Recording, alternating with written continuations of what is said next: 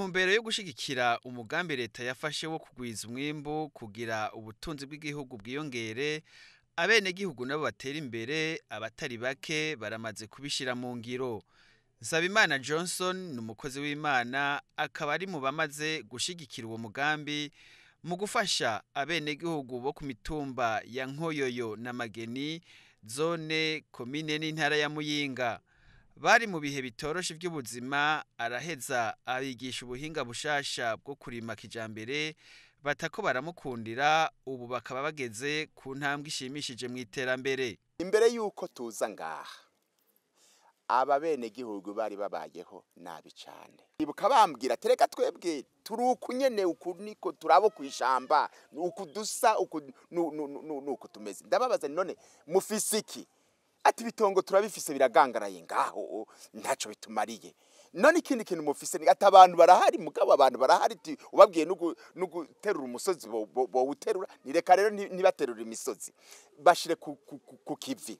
Hanyuma tubaha amasuka, tubaha umwavu, tubahe imbuto, hanyuma turabe uko bigenda. Haraheze imyaka 3. Aha kweri aha twari tubayeho bya nabi twari tuzi ibintu by'iterambere, twaronka uduserukira, nta nisira hamwe twaronka, nta n'umugambi numwe twari twimereye nk'uko nyene basha twiyamira mu myambo ngaho hepfo kuruzi. Aha hantu murahabona n'uru rugendo kugira ngo hashike n'ahantu kure cyane, ni urumva ni ku mupaka harya hakurya ni muri Tanzania, naho bita mwifire. Ivyaho n'ibintu binyegeje cyane, ariko tuhageze tukaraba amagorwa abantu barimwo, tukaraba ubukene butagira urugero, twumva ko abo bantu turavye imigisha Imana yaduhaye ko twobatezurira. Imbere yuko batangura uwo mugambi wo kurima bakoresheje ubuhinga bwa kijambere, Pastor Johnson yabanje kujana bamwe mu ndongozi hamwe n'abaserukira abenegihugu mu gihugu ca Zimbabwe kugira barahura ubumenyi. Bagarutse baciye bashira mu ngiro ivyo bize, bituma baronka umwimbu umeze neza batari bwigere baronka. Eka barashima umuzo w'uwo mugambi. Twiyumviriye gufata bamwe muri bo tuburiza indege tubajana hanze kugira ngo baronke ubumenyi, hanyuma tubigisha bijanye na cacivugo c'indongozi yacu nyene icubahiro umukuru w'igihugu cacu yirirwa arasemerera abwira abarundi ati shira amatongo hamwe, ja hamwe, korera hamwe, leta mvyeyi leta nkozi izobashigikira. Ndongozi natwaragiriwe iryo bakwe, igihugu kiratwizera, dufashijwe kandi n'umuryango wa Pastor Johnson. Turagera mu gihugu ca Zimbabwe, turamara igihe twiga vyekeye kurima ku buryo bwa kijambere, hama turiga ubwo buhinga turaza tubusha mu bene gihugu no barabutahura. Uno munsi aho twigishwe yuko ku metero 639 umwimbu ushobora kuhava ushobora gutunga umuryango w'abantu 6 mu kiringo c'umwaka wose. Bamaze kugenda hanze, hama rero baratuzanira umugambi yuko tworimira hamwe tukarondera amatongo baraturondereye n'ukuri, bararimye, ubu turaronka ivyo turya. Twari nk'abantu turi mu busa, hanyuma rero tumaze kuja hamwe duca turonka umukozi w'Imana Pastor Johnson nk'umufasha. Twebwe dushira inguvu hamwe, adusaba kuzana inguvu kugira nawe ngo ashobore kudufasha, kandi tumaze kuja hamwe byaramworoheye cyane. Bamaze kuza baratubwira ngo mukora uko, turaja hamwe, aratwigisha ngene vyogenda. Twibaza ngo ni gufyinata ngo ateye ubwo nkeka ariko duhenda, ariko turamugamburukira, aratubwira ati mwege mukorese inguvu. Aratubaza ati muri ni inguvu, natwe ati inguvu turazifise, ati cyo mubuze n'igihe. Twe tubuze uburyo bw'imbuto, ni ati rero ibindi sinzi, bumva twe nta bintu twari tuzi. Hama rero aratubwira ati inguvu murazifise, atego aca aturondera ahantu emwe h'igitari 10 emwe, aho hantu arahatwereka ati ni muharime ndeye. Turaharima, aratwegeranya bene gihugu aratwegeranya turaharima ubwa mbere turaronka ibiharage bikenyi tuca kandi turasubira gumara dukurikirana aymara gumara tukufase mu mugongo n'ubu turacyakora ubu rero ni murebe ngene twimbuye n'ubu ntituramara guswabura kubona abantu nk'aba bageze kuri uru rugezo aho bimbura amatoni bahora bimburira kurushi bakagera ku rugezo rw'uko bakora n'iyindi migambi. Iri ni iterambere rero rirashoboka ku muntu wese, rirashoboka ahariho hose, mugabo hakenewe umuntu yafise umutima w'ubuntu Imana yahezagiye atezurira abandi. Turashima cyane ko ntabintu gihugu bakuye amaboko mu mpuzu cyane cyane aho batandukanye na bwabo hinga aho bakoresha kera aho barima ibitego usanga ibitego biracanga canze baca n'umwimbu muke ako no munsi barigishije kandi batahura aho igitego cyose bakiri mu kwaco kandi bakarima bike bakimbura byinshi cyane cyane yuko baja hamwe bateranya imirima yabo kugira barimire hamwe bongere imburire hamwe nkuko mubibona kuno mwimbu no munsi barimbura aho barimye ku hegitari 10 bateranije imirima yabo hamatera ibiro bike cyane ariko no munsi basaruye itoni zigera kuri 6 hama kari mu murima w'izo hegitari 10 hasigaye uwundi mwimbu wobwira nko ku matoni nk'umunani umva yuko amatoni arenga 10 nangahe bazoyaronka muri wa murima bateraniza hamwe wiko bazoca bikenura mu miryango yabo. Ivugo cyacu ni harabona irisira hamwe naryo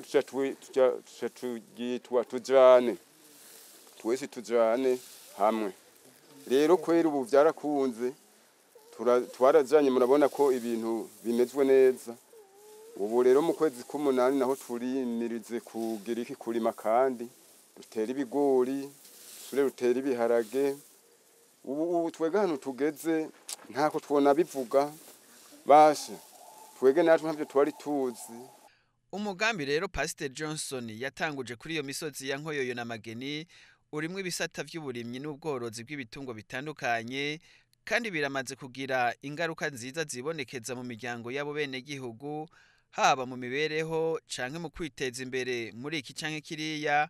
Barashima intambwe bageze ko baravya akamaro iyo migambi bafitiye mu iterambere bageze ko kandi bakibandanya. Tumaze gushira inguvu hamwe yatweretse ingene umuntu ashobora kurima kijambere akarima bikeya akimbura byinshi hanyuma hashaka kurikira umugambi w'ubworozi turorora inkwavu hanyuma rero turabandanya ubu nyirango mwabonye ngaho haruguru gatoya kuntu ubu turiko turubaka uruhongore rw'inka turi kuvyo by'uburimyi ngaha nyene turi murabona hariho umurima w'inanasi hegitari 3 hanyuma kandi turiko turabandanya turafise ubworozi bw'inzuki ibiti babishika 200 aho hari 180 muravye hajya naho murabona ibindi 200 bitutaramanura no kuvuga rero ibintu bigenda neza kabisa. Twarungutse ibintu byinshi mu mutwe ubwa mbere twararimye ariko ntitwarimye kijambere ntitwimbuye ivyimburwa byinshi nk'ibi mubona ariko igira kabiri bagumye batuzanira abantu bashobora kudufasha ingene dushobora kurima kijambere ku mirongo bakatwereka ingene dutera ingene dushirayo umwavu ukwiye hama rero uwo nyakubahwa Jason amaze kubidukorera uko ntiyatuvuye hampande nubwo twabagara yagumaza kutwereka ati bimeze uku mugire nk'uku mwegereze uku hama turashishikara turakora turimbura ibigori hama ivyo bigori tumaze kuvyimbura turaronka umwimbu mbwa ntiwarushemeye cyane ariko mu nyuma niho twarose ibigori bihambaye ariko turavuga ati Imana irakoze ati ibi byose reka tubikeshe ujyanya kubaho Jason hama niko kuca twereka rero kwimbura kurima kijambere ibi biharage murabona umwimbu umeze neza ntabwo turaheza kwimbura n'ubu mu murima biracyariyo hama tugashima tukamushimira ukungene yaducishije ubwenge n'ubu saha gusa cha tubigira nubaho bukera agatasi gatanguye kuko ngene yatwigishije mu mutwe twagumye twinjiza mu mutwe niwacu tuzoheza tubikorere mu ndimiro zacu. Ubu turajya tugahaga kandi ubu dufise amagara meza kuko burya umuntu yajya ntahage nta magara meza ashobora kugira.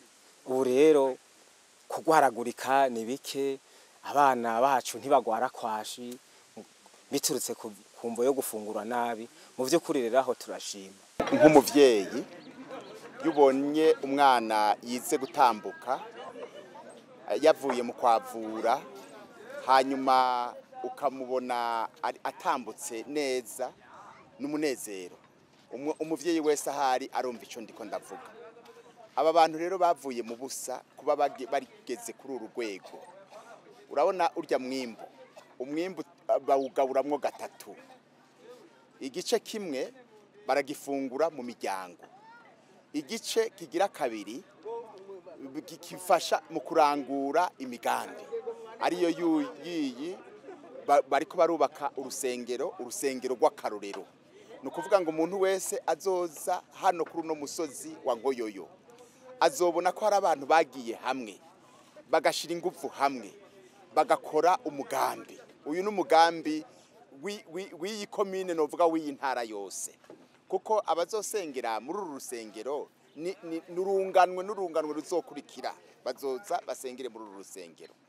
Hanyuma rero ikindi novuga kubijanye no kugwiza umwimbo, ikosa rinini ryabaye nigihe twafashe nyogokuru na sogokuru hariya muntu uzenye mu mitumba kugira ngo abari bo bagaburira ibisagara.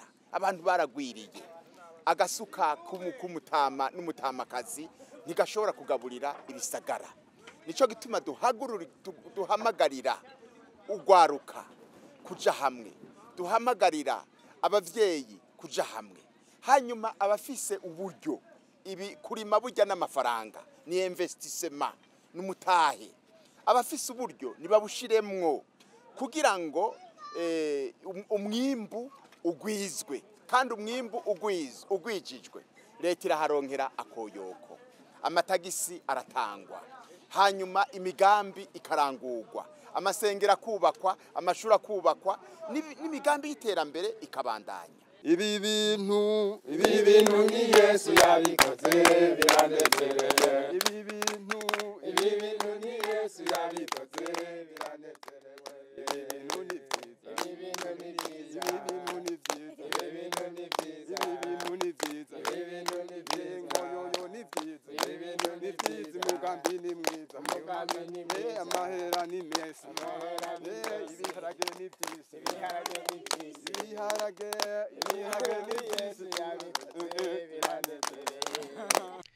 Baravye intambwe bageze ko rero abo bene gihugu eka n'abajejwe intwaro barakenguruka bakiyemeza kwigisha abandi bataranyurwa n'uwo mugambi kugira baje hamwe bakorere mu runani mw'iterambere mu kugwiza umwimbu n'akare bavuga ngo turi hamwe birashoboka. Aba bantu bamaze kwishikana ku ntambuko nini cyane.